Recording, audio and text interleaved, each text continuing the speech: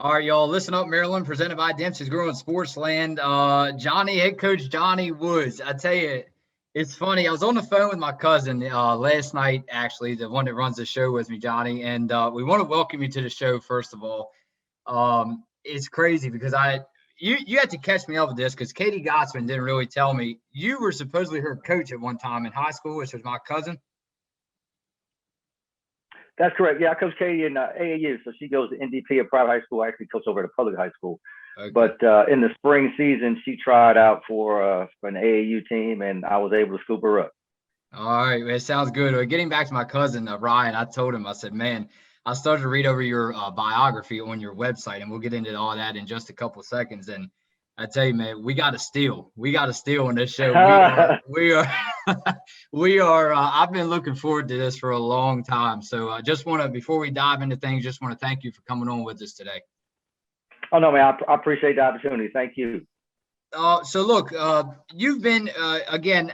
I did the best I could with the information I had to work with. So you catch us, start us off with when you joined Falston High School, and did you join there? Because I've read that you're a head coach for basketball, and then you also serve as an assistant for football. That's correct. That's correct. So I started at Foster when my oldest daughter was a freshman, right? So that was back in 2015. Okay. And the odd thing about it, I'll give you a little story behind it, right? So she was in the building, and it was my goal to coach wherever she was at school because that gives me the opportunity to get in her business, right? So I'm a coach, and I can stay in front of the guys, right? Because I have a daughter. And so I tried to get on with the football program initially, and there just weren't any opportunities at the time. Coach told me the staff was full. So then I go over to the basketball coach, and I'm like, hey, coach, I see you need an assistant. Yeah. And he was like, yeah, I do. I'll get back with you. So this was in probably October, right? I'm talking to the head coach. Okay. And we're playing phone tag, right? Email tag, phone tag. I'm trying to get an answer. Milo, no. I'm trying to get an answer from him. So finally I said, you know what? I'm just going to go out here and sit and wait. So he has bus duties. Okay. So he was always out front every morning because he was logging in the buses. So I told my wife, I said, you know what? I'm going to go out here and sit on these bleachers, and I'm going to wait until these buses are gone, and I'm just going to walk up on it, right? Because the phone and the email just wasn't getting us anywhere, right? Yeah. So the buses go in. I see him walking in with a little clipboard. So I kind of ambushed him, right? So I jump out of the bush and, hey, coach, how are you? I'm Johnny. He's like, oh, yeah. I was going to get back to you. I said, I know you're a busy man, coach, but I'm trying to get my foot in the door here. I want to get some work. Do you have an opportunity for me? And from that point on, that was Coach Mike McTeague. So I really appreciate him giving me the opportunity to get this thing started. Hey, Jaden, could you take Milo, please? So, all right. So 2015 then, and again, diving back into Katie Gottsman, and of course, it's my Uncle Rob. I'm sure you know that family, and Aunt Kathy and Natalie, Katie's sister. I want to thank all of them for making this happen. So, Coach Johnny, again, you're from Harford County. I guess you reside up there north, about an hour away, an hour north of Baltimore. Is that right? Well, not quite an hour. I'm probably about, I guess from the city of Baltimore, probably about 45 minutes to an hour based on the traffic. Okay. So good call. Yep. And again, very special day. I've read you're a highly respected head coach for Falston women's varsity basketball. And then you also serve, again, as I mentioned, the assistant for football program at Falston High. So I tell you, you led the Cougars, which I saw, to a sectional championship title in 2019, the regional championship game appearance in 2019, and then a regional championship game appearance in 2020. So it looks like it didn't take you too long there to start succeeding quick. Tell me, was that a big part of the team that was already there when you took over, or you really overhauled this team and brought winning basketball back to the high school?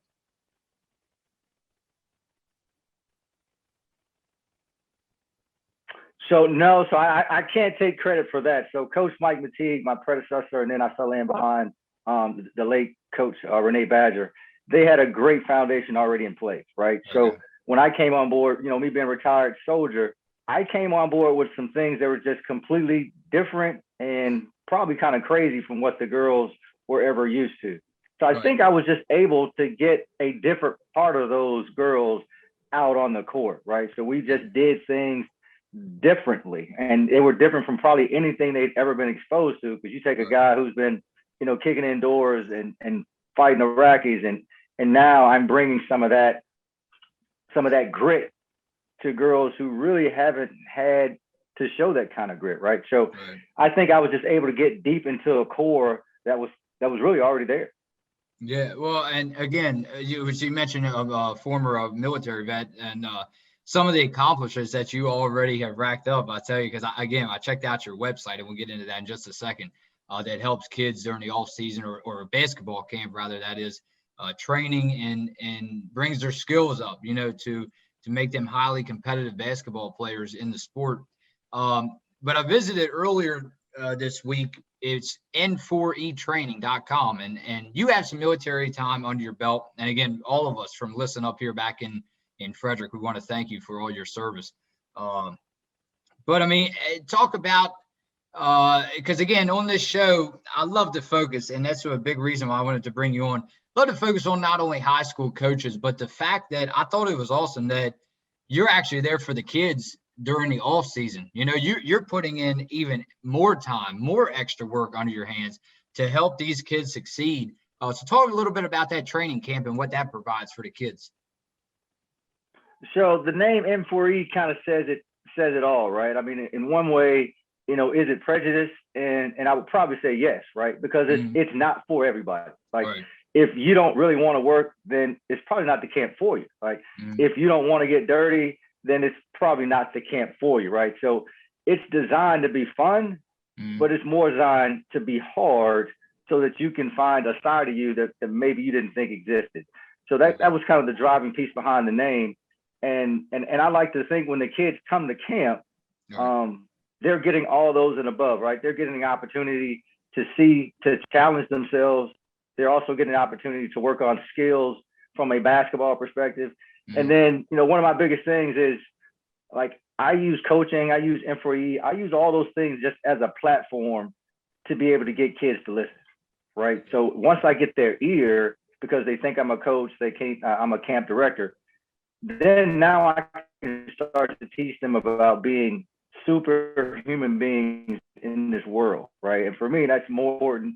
I mean, winning games is great. Lifting, all those things are great. But I want these young athletes to be able to be respectful young people in the world and ultimately go out and be successful people. So, no, yeah, and I agree with you. It's funny you mentioned that, because I cover, in case you didn't know, I work up here part-time for 930 WFMD, and that's all we do. We cover basketball and football. So when I heard that you coach both sports, I was like, man, I got to get this guy. But yeah, so again, I think that it's incredible, although I'm, trying to raise my game in it and go into further places in my own career. But I just think it's incredible right now at this point in time. I don't think it's anything like it to cover high school sports. Like, I love, because I'm a strong believer in these athletes as young children.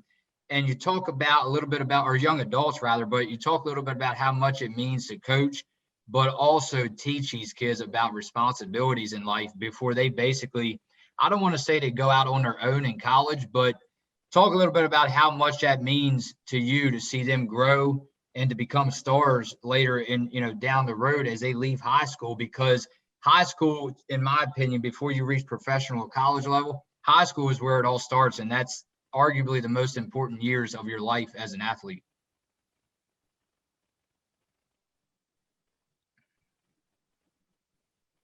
You hit it on the head. So outside of my own kids, watching them grow and develop and take some of the tidbits that we give them, there's nothing better than when I look on my mantle and I've got 25 hats signed by young athletes who have gone on to play at the college level.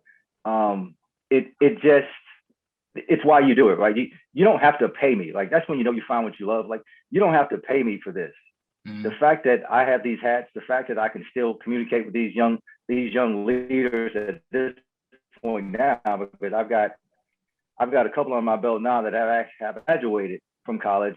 And what's really great is when they graduate from college, then they come back, right? So now I have college athletes who started as freshmen, who graduated, now they're back in the program, and they can say, what it took for them to get there and what they would do different, right? So I believe that relationship is, you know, it's a milestone. Like it's the capstone of all this. It's not, yeah, nothing like it, man. So you mentioned college, 20 some college players that that have gone on out of high school. Then is there any big names or any ones that you like to mention while we're on air here? So from a female perspective, I've got Rebecca Taylor. She's down at Campbell University playing lacrosse. Wow. She was a 3-sport athlete. Lacrosse obviously was the number one because she's at a D1 school right now. And she's knocking it out of the park. I mean, she started as a freshman, now entering her sophomore year. She's leading the conference in defensive deflection. So she's really laying a platform and blazing a trail for Harford County athletes. Wow, that's great, man. That's great. So, and then she played basketball, of course, while you were coaching in high school at Falston. Absolutely. Okay. Yes, sir. Right. Yes, All sir. right. She was an absolute leader on the court. So, again, you're one of the first coaches on this show. We brought this show back in August, and you're actually one of the first head coaches that I've actually talked to in a long time, between FMD at the radio station and on the show. I always wanted to ask you that. I don't know if I try to explain it the best I can. Is it any, because I think you can relate to this pretty well, obviously, because you coach football as well. Is there any major factor or any advantage that you have? What's the difference of just a coaching standpoint to be able to have a whole playbook during football, during a game, or a whole spreadsheet in front of you with different plays, and then versus that dry erase board that you all use for basketball? Is it any, you know what I mean? Is it any big? Because I've attended so many high school games and I see y'all have to draw it up very quickly during timeouts. And I always want to ask coaches that, is it any big difference from football coach to basketball coach standpoint? So what I would say from a play calling perspective, right?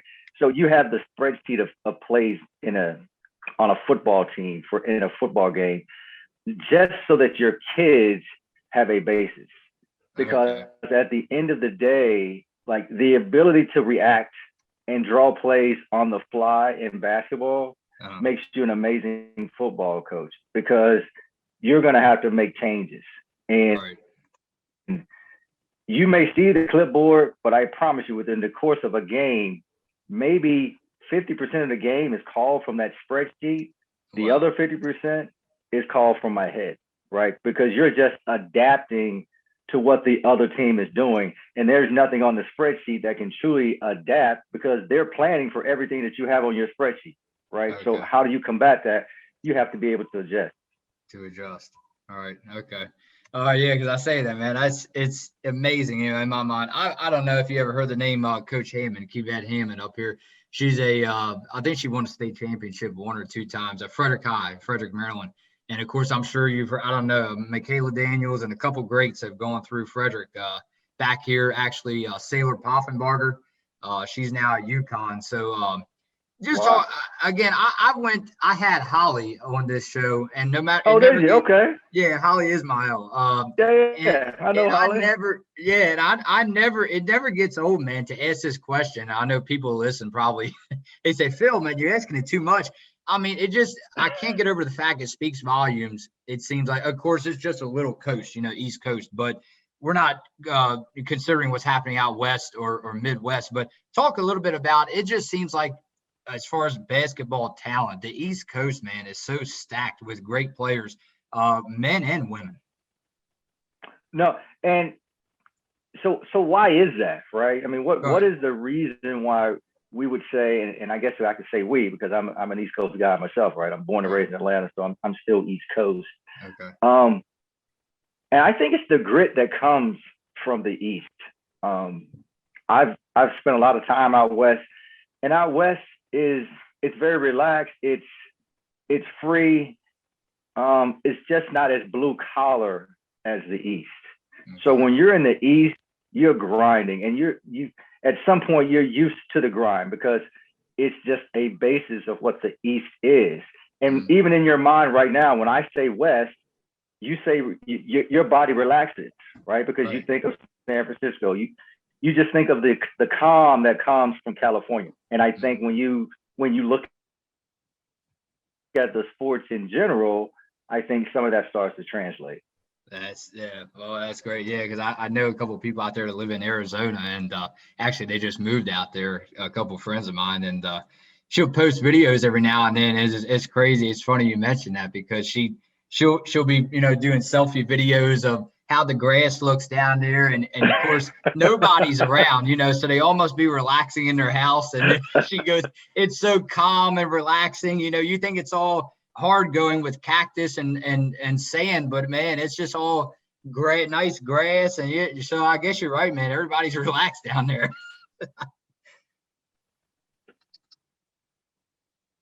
Just a little bit of grit down there. And that's not to say there are any great athletes coming from the West, but if we were to go down in history and we were to take them all and stack them up, then the East would definitely win. Definitely win. I like that, man, because that slogan, man, play like a Raven. I don't know if you watch much football, but man, you're talking to a diehard Ravens fan here, so I know what it's like to be on the East Coast.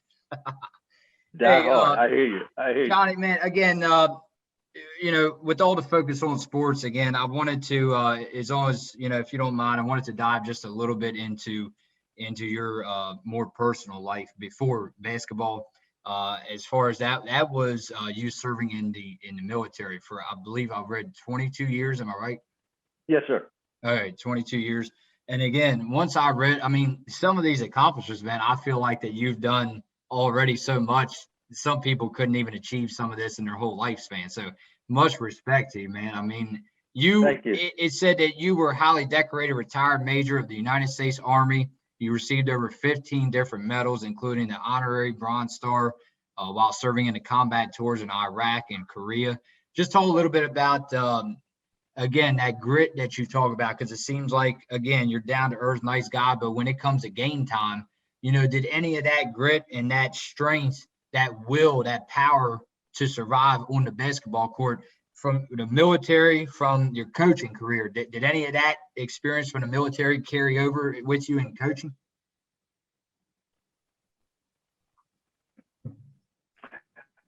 No, man, in the head, because I actually went to college and played football, and that kind of changed my life in terms of I was a college student in the way I was a college athlete. Then I returned to service duty after graduating from college, and that's when I really started to experience, I won't say the rougher side. I saw different levels of the service once I had my combat experience, right? You think differently, you feel differently, you see the world differently. And I think when I take that and I try to impart that on my young athletes, that you're not promised tomorrow, right? And whatever you do now in this practice, you will do in the game. And this is anybody in the military, when they hear this, it'll resonate in their minds, but you will train the way you fight. So I tell my kids in practice all the time, if you do this in practice, you will do it in the game. You have to train, you have to practice the way you're going to fight, the way you're going to play, because your body is just going to go back. And when the pressure of a game is upon you, your body is going to go back to muscle memory. So muscle memory is me bobbling the ball in practice. So muscle memory in the game is me, I'm going to bobble the ball during the game because I've trained my body to react that way. So the grit and the determination that it takes to survive in combat, that's what I feel like a game is. Like a game is a time where your parents should not recognize you. I tell my kids all the time, your parents won't know you when they blow the whistle. They're going to ask me, what have you done to my daughter? Because I don't know who that child was over the last 32 minutes. Because in the midst of that game, you're in a battle, right? And when the game's over, put your ponytails on, do whatever you need to do, your lipstick on, and be the person that you're meant to be. But life is going to present times where you're going to have to reflect and put all other things aside and focus. Yeah, and I like that you bring that up because I'll be honest with you now, Coach. So I don't know. I've tried thinking the best way to explain it. So what I did was I followed in my dad's footsteps in high school, and I did acting all 4 years. I stepped back and I wanted to do. I was big into baseball at the time, and I wanted to play sports.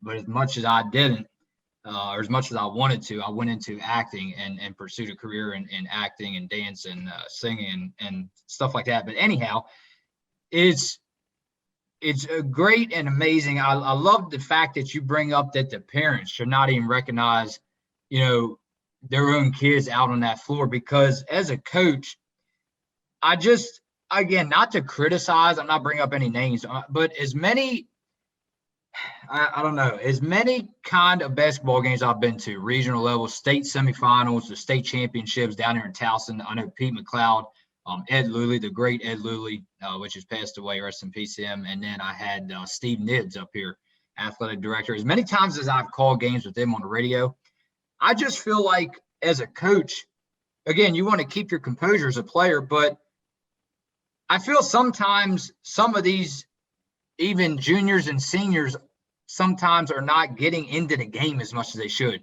Now, maybe that's just me, but they just don't show enough because, again, everybody has their own personality. But at the same time, man, I always think to myself, man, sometimes I wish I could be out there in this moment right now just to give a little bit of smack talking on the court just to get them players more fired up. Maybe, I don't know. People look at me like crazy. Maybe it's because since I was 3 or 4 years old, I grew up watching Ray Lewis on the field. We all know what that was like, whether you like football or not. So, I mean, just talk a little bit about, is that something that you almost have to teach some of these kids that they don't get aggressive enough, not just in basketball, but just when the time comes that they need to step up? Or is that something that you let slide and you just let them take over? If they get aggressive, they do. If they don't, they don't. So, I mean, that's a great topic there, right? Because I kind of liken that to having grit and perseverance. Mm-hmm. And unfortunately, unfortunately, you're born with a certain level of grit and perseverance. And that's no matter what you do, no matter what you read, no matter how much Rip Fuel you drink, some people just won't have that grit. They will have some other component that will separate you, right? Because we all have DNA, so we're all different. Yeah. But everybody won't have that aggressiveness, and that's just what life is. Like that is it. However, whatever you have, and I think it's a coach's job to figure out what's special about that athlete. Like every team needs somebody with that grit, like that fire, that girl, that boy who will run through a wall. But also every team needs that player who's calm, and can show their emotion in other ways versus running through a wall. Maybe they show their emotions through bringing the girl off the wall and calming her down, right? Yeah. So I don't know if you could win with 5 gritty players because at some point you're going to have to slow down and think. And when you have that grit, a lot of times you rush through things. But I do believe some people have it. Yeah. Yeah. And some people don't. But those that don't, they have something else that makes them special. Yeah.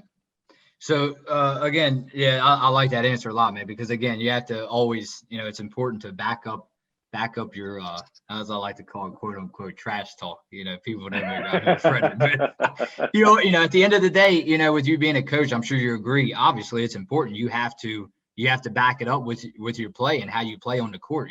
That's going to come down to it at the end of the day. I'm not saying I'm a big fan of being mouthy. I'm not saying that, but I'm just, I was kind of asking you, is it important to also pair that talent as a player if you're very talented, but also is it important to stay, quiet most of your career, or is it important to really get your head in the game and step up? And, if you don't have one of them loud people on the team, is it important to sometimes put some more heart into it? Right. And I think it would be a matter of how you show it. Some folks can show it verbally. Some folks can show it with their actions, diving to the ball. But I will say this, like grit and aggressiveness is contagious, right? So if you have one, the others tend to follow along. But then also, you have to be able to defend yourself and be prepared to show action. So even the timid young lady, and I would liken this to your cousin Katie. She's quiet, but she's a devil. Like I can see it change in her face. Like she's very quiet, she's calm, she plays within herself, she plays her game. But if you get too aggressive, if you follow hard, then you can see her expression change. And that's what you have to have. Like you have to be able to defend yourself. Coaches love that. Yeah. Right. Yeah. To a certain extent. Yeah. And the player that doesn't necessarily have that every second grit, you're right. They have to be able to turn it on when it's their time.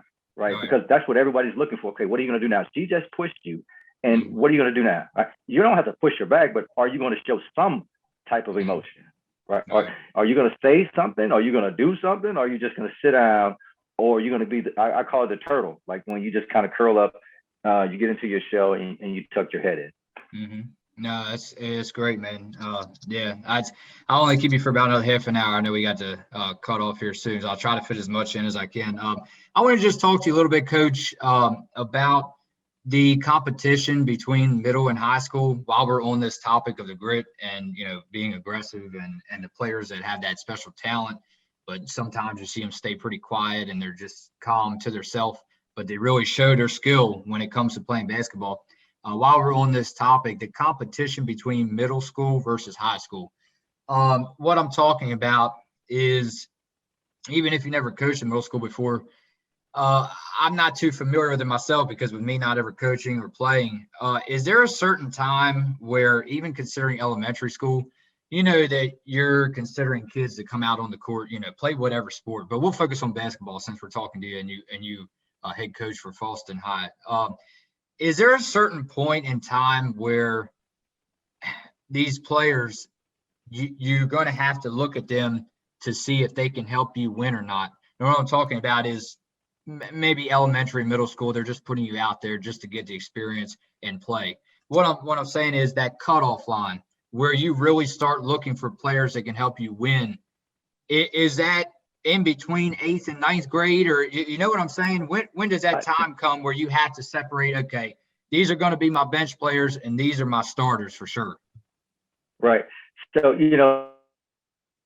that's a great topic, right? Because I'm a huge proponent of kids playing the sport through the 8th grade, right? Playing the sport, I mean, whether it's your rec team, whether it's your middle school team, whether it's your AU, your travel team, whatever team you're on, I'm a huge proponent of developing the kids and letting them play. Give them a chance, yeah. Give them a chance to play on the court, because when you get to high school, then there's probably going to be an 8-man rotation. Okay. So you're not going to develop on my high school team, right?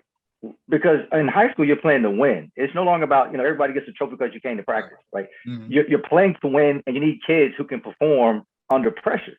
But if you got a kid who's been on a team and hasn't touched the floor, then you're hampering them in terms of being a high school player.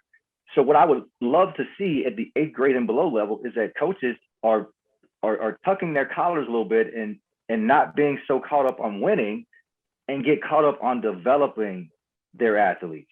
If you have an elite athlete, then I'm not talking about the elite athlete, because they're going to be on some elite team somewhere getting elite type development. I'm talking about the other 98%, right? Because they're only like 2% of athletes that are going to be elite. Right. But the other 98%, they need to be developed and they need to be playing. Okay. Because when they get to high school, now we're playing for state championships. So if you can't help me, then now you're a cheerleader. So either you can cheer on the bench or you can get pom-poms and you can cheer on the sidelines. But either way, you would be a cheerleader. You won't be able to play. And I see kids get hurt by this time and time again, because, you have 8th grade below coaches who want to get an 8th grade rec trophy in this room. Yeah. And that does nothing for the 10 girls on this team when only 5 of them are playing. Right. No, that's why that's great, man, because that's why I bring that up, because I've seen, again, not to go into names, but I've experienced different, even with my own family and friends that I know of. I've experienced different kids that have gone through. They want to play through elementary, middle school, but it's almost like their parents have hard feelings when it comes to that high school level because their kids go into high school, they don't make the team their freshman Yeah. year. So that's why I just was wondering where that deadline is usually for most coaches. Is it 8th and 9th grade? Yep, you're absolutely right. And Okay. 8th and below, they should be developing, because you can take this aggressive, gritty kid through 8th grade. Yeah. They're gonna be dominant, because most of the kids in 8th grade below, unless they're elite, they're not that gritty, right? So Right. if you've got aggressive, if you're gonna steal the ball, you're gonna be a superstar. But then when you get to high school and you're playing with kids who can actually dribble the ball, who can actually handle your grit, and you can't make a layup, all you can do is run through people. You're like, oh my gosh, she was a star. She was the all-star on every team up through 8th grade. And then, yes, she didn't make the JV team. Susie made it because Susie was calm and she could handle basketball. She wasn't trying to run through a wall. Right. I see it all the time, and it's so unfortunate. Yeah. So we've gone through it this whole interview, man. Just talk a little bit about that quote, man. Hard work works. Working really hard is what successful people do. It's pretty straightforward, but do you have actually a little bit more behind that quote? Why it means so much to you? Because it's simple. I've got an old military thing, like it's called KISS, like keep it simple, stupid. Mm-hmm. I believe that if you can keep it simple, Mm-hmm. you could reach more people and they can be successful. So hard work, it's just you putting in work, and then on the other end, you're going to be successful. Right. Without hard work, you'll be lucky, right? You're hoping. And I tell my kids all the time, hope is not a method. Right. Hard work, you will be successful. Keeping it very, very simple. What does that mean, Coach? That just means you work hard. There's nothing special about it. Like, there's a point where hard work beats talent when talent doesn't work hard, right? So you can be the talented kid in the world, but the kid that's going to grind will surpass you. Yeah. Hard work will beat talent when talent doesn't work hard every day and 2 times on Sunday. Yep.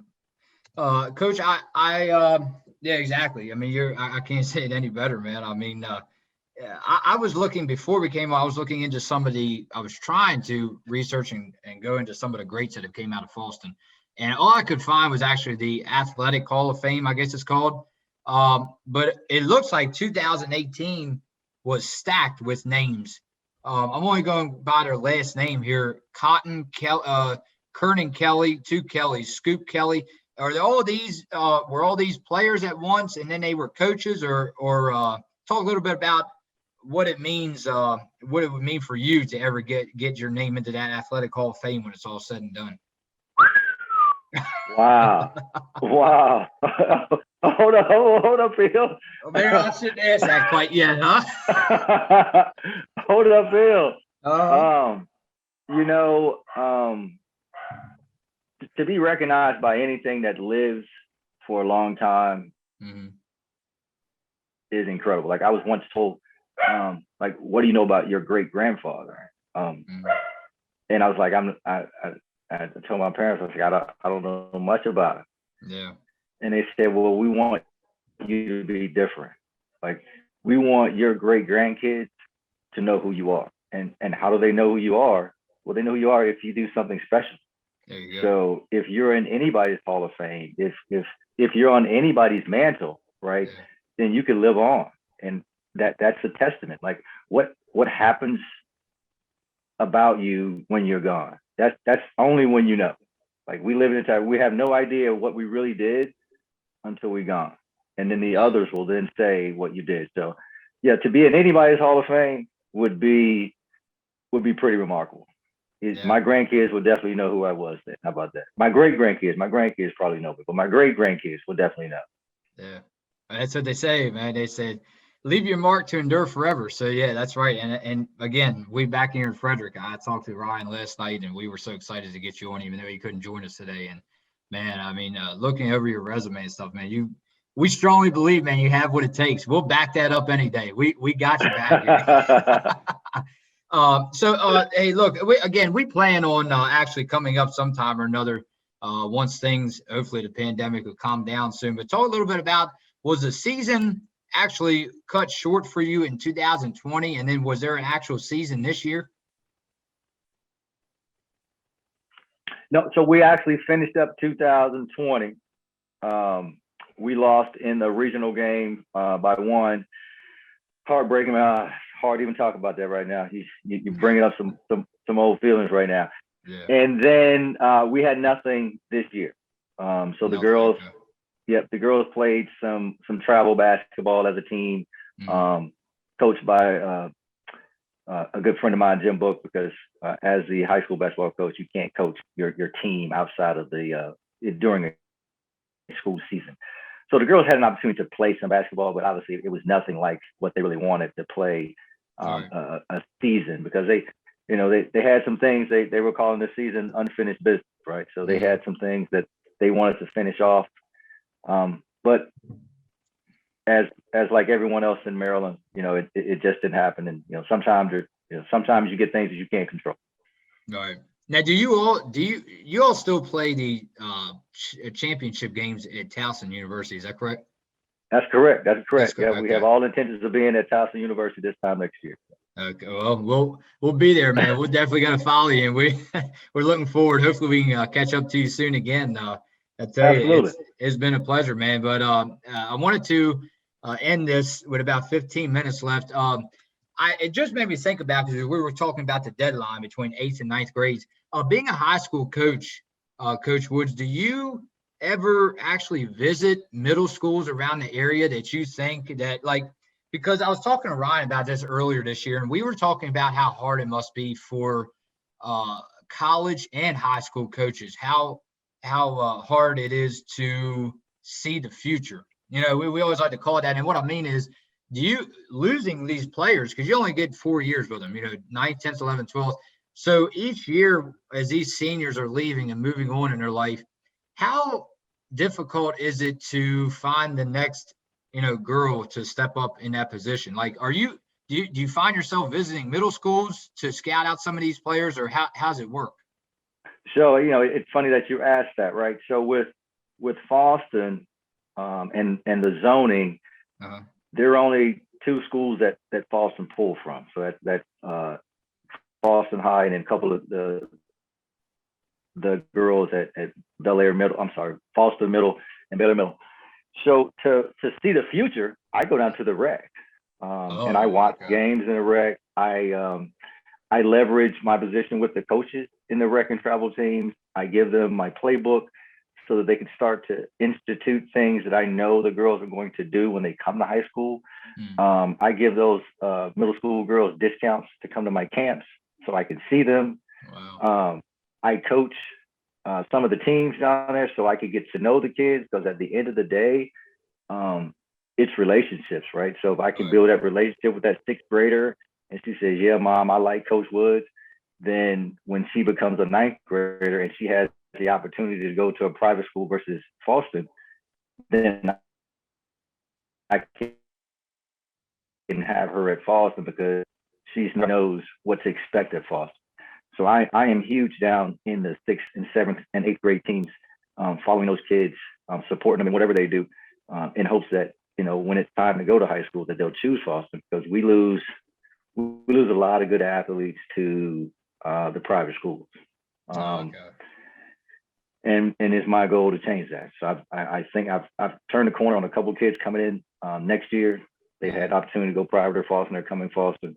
And I think that's really the delta, because there's a ton of talent. You just can't keep them in the public schools. Yeah, man. Again, we can't wait. I'll definitely have to talk to Ryan. We'll have to make a trip up there this year. We'll keep in contact with you. We want to definitely see you. The players, obviously, you want to see the game, but we can't tell you how much that Ryan can speak for herself. We want to see Coach Woods in person. We want to see him coaching the game. So yeah, man.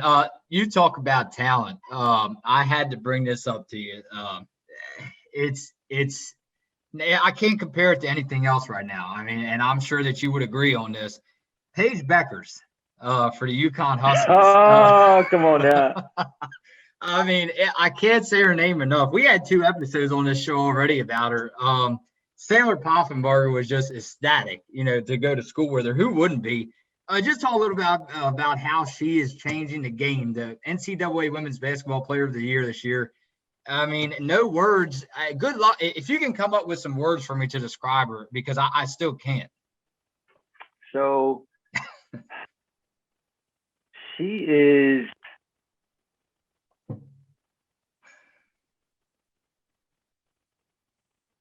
She's a student of the game, right? Mm-hmm. She is not jumping out of the gym. She's not crossing you over with a fast crossover, right? She can shoot the ball. She can pass the ball. She can play defense.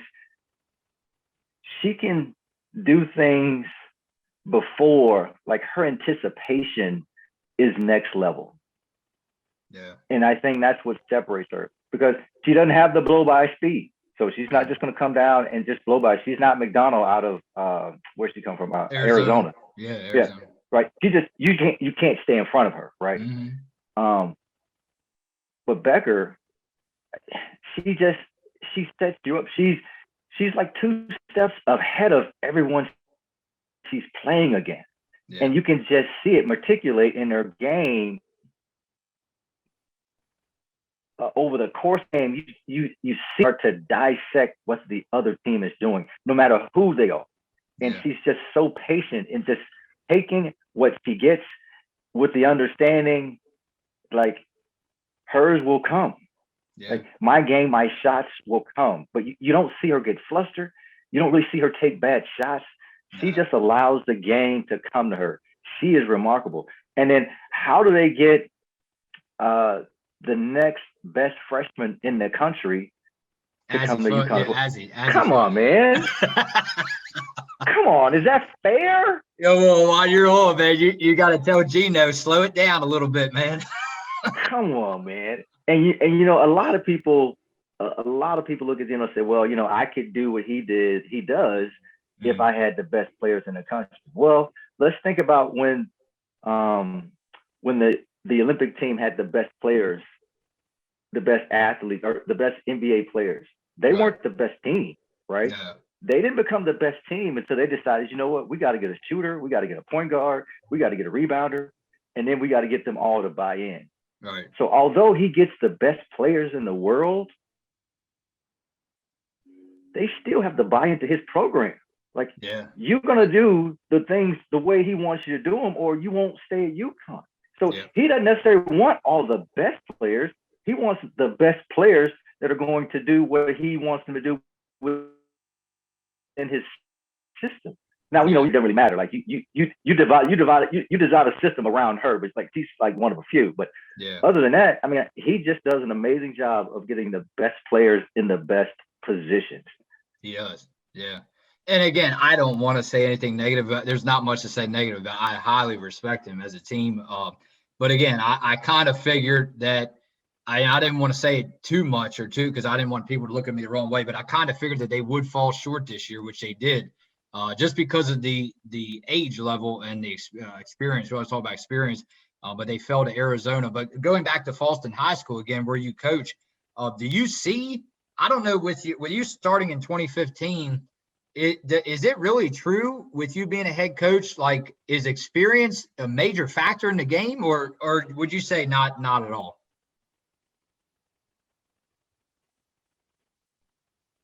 No. I would say absolutely. There is a night and day difference between a junior/senior and a freshman.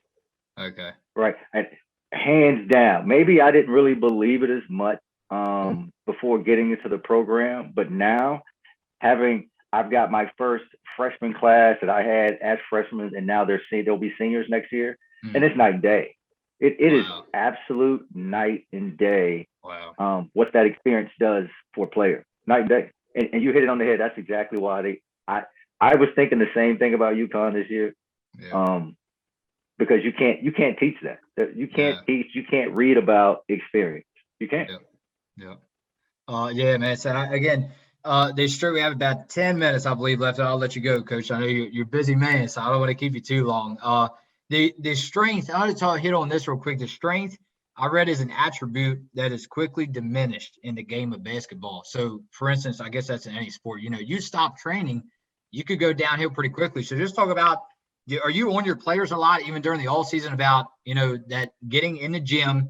And as far as, because Ryan and I love, I don't know if you know this or not, we love women's basketball. We were huge supporters.